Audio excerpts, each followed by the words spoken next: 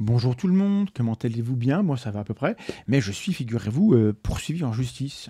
Incroyable, qui l'eût cru par monsieur Aberkan. Pourquoi? Parce que j'ai dit des choses dans la vidéo publiée le 2 avril dernier qui n'ont pas eu l'heure de plaire à monsieur Aberkan et je vous dirai pourquoi.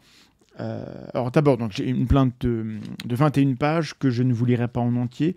Et déjà, on peut constater que la plainte n'est pas écrite avec les pieds. Elle n'est pas ridicule, elle n'est pas complètement folle. Et ça, c'est parce qu'elle n'est pas écrite par Maître Divisio. Aberkan a changé d'avocat. Bon, alors, du coup, c'est une procédure en citation directe qui oblige la défense à agir très très vite. Et donc mon avocat est averti, hein, j'ai vu ce courrier ce matin. Voilà, on va se défendre. Ça va coûter de l'argent pour se défendre à propos de 5 propos.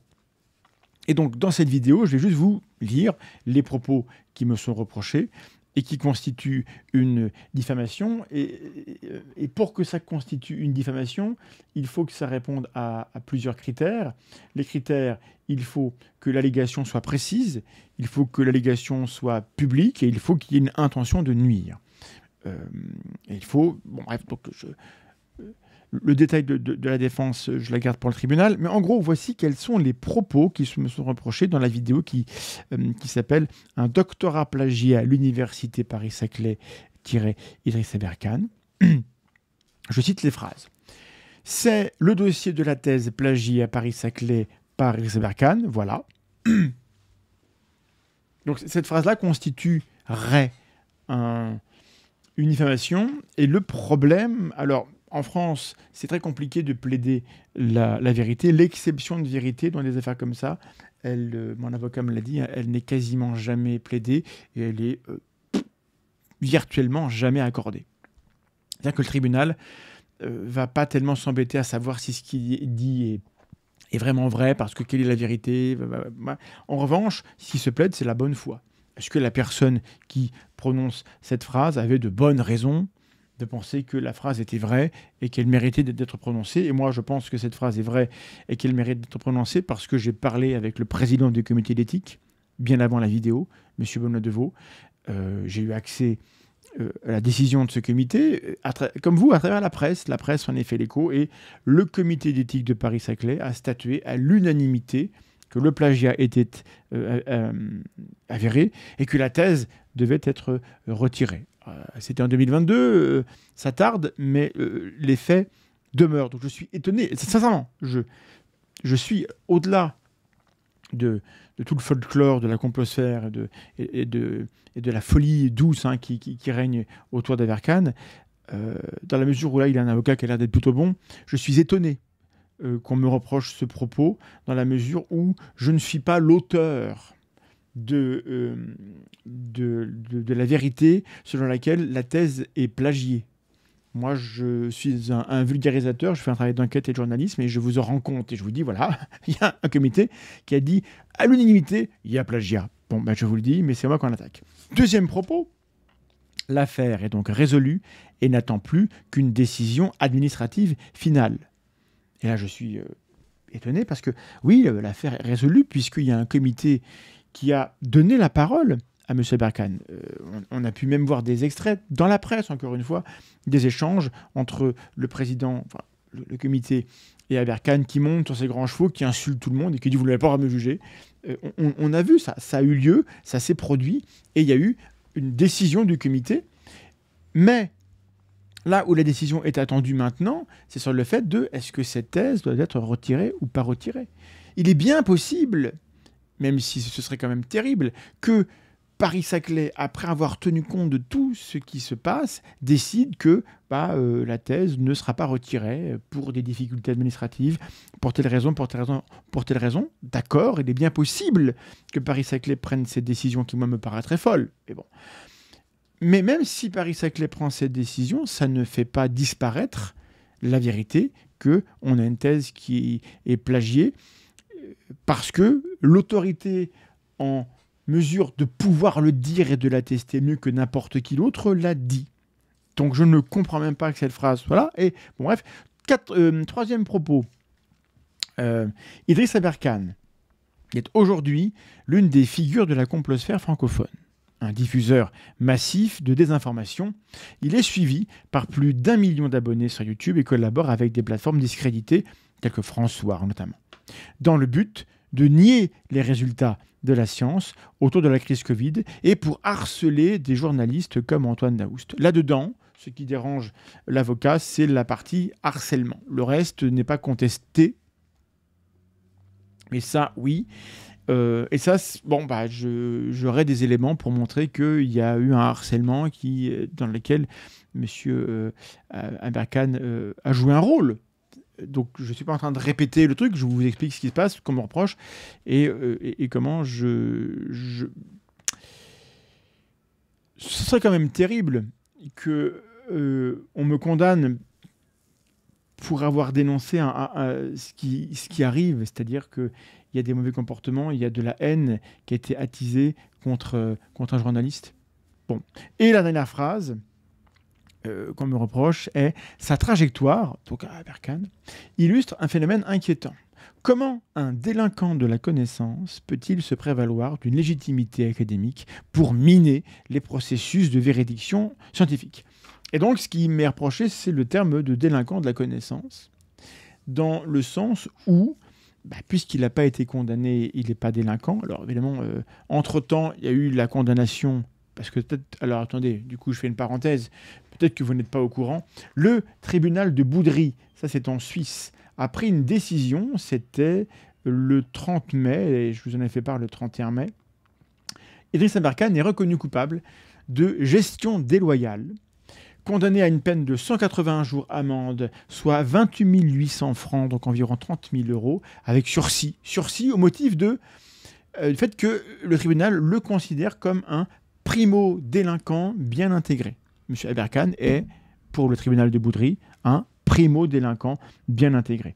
Le condamné a interjeté appel, donc bon, la condamnation est suspendue. Mais le ministère public a également fait appel parce qu'il estime que plusieurs chefs d'accusation n'ont pas été retenus. Donc il y aura un match retour qui va être joué dans les prochains mois, je ne sais pas quand, et il est possible que la sanction soit encore plus sévère. Et donc cette affaire, c'est juste que M. Aberkan, il est poursuivi par ses anciens associés parce que il a confondu un petit peu les caisses de l'entreprise avec ses poches, c'est l'accusation.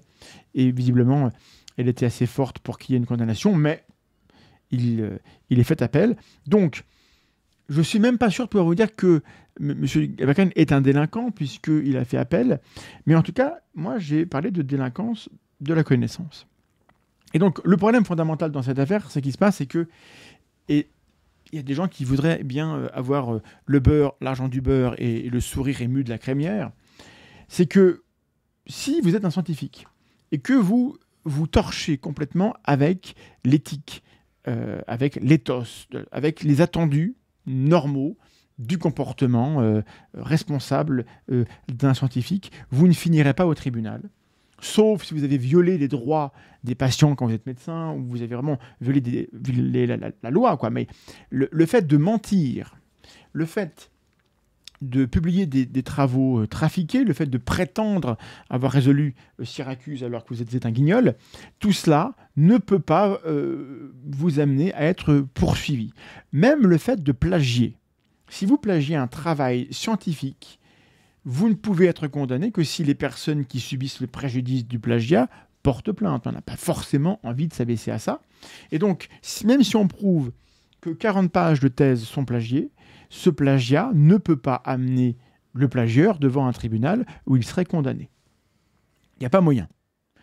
La seule sanction que le monde académique puisse faire, c'est de tirer un trait sur la réputation de quelqu'un. Dire cette personne-là ne fait pas partie du métier de la recherche parce qu'il n'est pas fiable, parce que c'est quelqu'un qui est malhonnête. Et c'est éventuellement de torpiller votre carrière et de finir par vous faire renvoyer parce que vous avez violé des règles établies dans le contrat que vous signez avec un institut ou une université. Bon. Donc, être un délinquant de la connaissance, si c'est vrai, ça n'amènera jamais M. Aberkan devant un tribunal. Mais ça pourrait m'amener, moi, devant un tribunal, d'avoir dit qu'il l'est. Essentiellement, ce que j'ai dit, c'est que c'est quelqu'un qui est un menteur, qui n'est pas fiable. Et qui se prétend ce qu'il n'est pas, à savoir chercheur. D'ailleurs, la plainte commence par présenter les personnages en présence, et je vous donne en mille, l'avocat d'Aberkan présente son client de la manière suivante.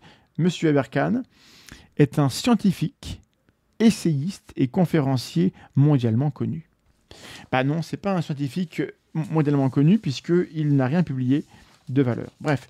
Donc, voilà, vous êtes au courant des différents chefs d'inculpation, d'accusation qui me sont reprochés.